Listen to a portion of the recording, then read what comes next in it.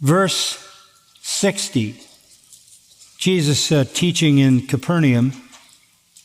Verse 60, he has just fed 25,000 people in this massive miracle and taught them about himself. Therefore, verse 60, many of his disciples, when they heard this, said, "This is a difficult statement. Who can listen to it?" But Jesus, conscious that his disciples grumbled at this, said to them, "Does this cause you to stumble? What then if you see the Son of Man ascending to where he was before? It is the Spirit who gives life, the flesh profits nothing. The words that I have spoken to you are spirit and are life. But there are some of you who do not believe." For Jesus knew from the beginning who they were who did not believe and who it was that would betray him. And he was saying, "For this reason I have said to you that no one can come to me unless it has been granted him from the Father." As a result of this, many of his disciples withdrew and were not walking with him anymore. And there's a finality in the Greek construction of that statement.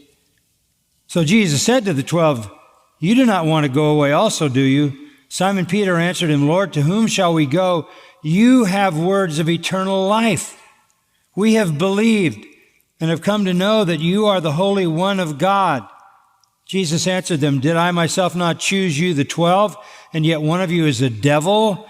Now he meant Judas, the son of Simon Iscariot, for he was one of the 12 who was going to betray him. This is a shocking, dramatic moment in the Galilean ministry of Jesus, when not a few, but many, verse 66, verse 60, many said, "This is too hard to take. This is not something we can believe." Many said that, and in verse 66, many withdrew in a final act of withdrawal, didn't walk with Jesus anymore. What's going on here? Well, we looked back at the beginning of chapter 6 and the feeding of the multitude here, and you remember we said these disciples were drawn by the crowd. That's true of the disciples. The massive crowd had drawn these people, and that's kind of how false disciples sometimes get their connection to Christianity. There's a crowd, there's a megachurch, there's a concert, there's whatever, and the crowd, based on the fact of the crowd alone, draws people. And so there were thousands drawn to the crowd in Galilee. Secondly, they were fascinated by the prospect of the supernatural. Once they found out Jesus was there and he was the one who had been healing, casting out demons, they were fascinated by the supernatural. This is typical even in today's false discipleship pattern. The crowd draws people, and there is a kind of a longing in their mundane hearts for a taste of the supernatural, which is very often artificially created by light and sounds and music. The crowd was together on the basis of the supernatural, and they saw it. He fed them after they gathered together with food that he created on the spot. It turns out they wanted worldly benefits. They wanted more food. They wanted Jesus to become their king so they could have him create their food all the time. What a life that would be. In an ancient time when you had to work so hard to get your meal, imagine somebody who could create your food. They wanted worldly benefits. And again, this is true of false disciples today. They're drawn to the crowd. They're fascinated by the prospect of the supernatural, and they think somehow it's going to benefit them in a worldly way. The next thing that happened was they demanded their request to be met. They wanted more out of Jesus, and they wanted more food out of Jesus, and that's what happens with false disciples even today. They want their needs to be met. They want you to deliver the prosperity gospel that you've promised them. They want you to deliver the satisfaction, the soul peace and quiet tranquility that so many people are offered as if that's what the gospel gives. And when it doesn't happen, they're disillusioned.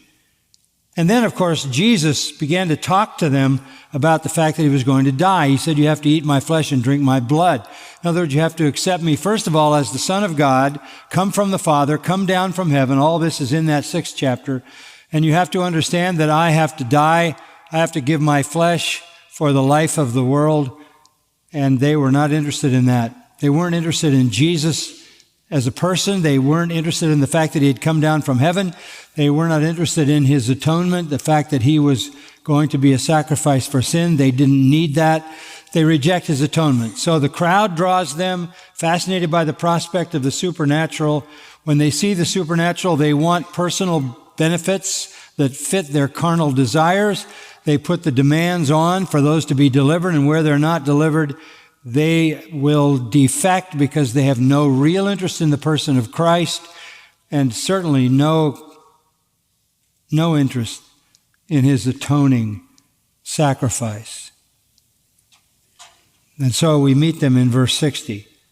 They're the many disciples who, when Jesus had given this message, said it's a difficult statement. Who can listen to it? Statement there could be translated teaching.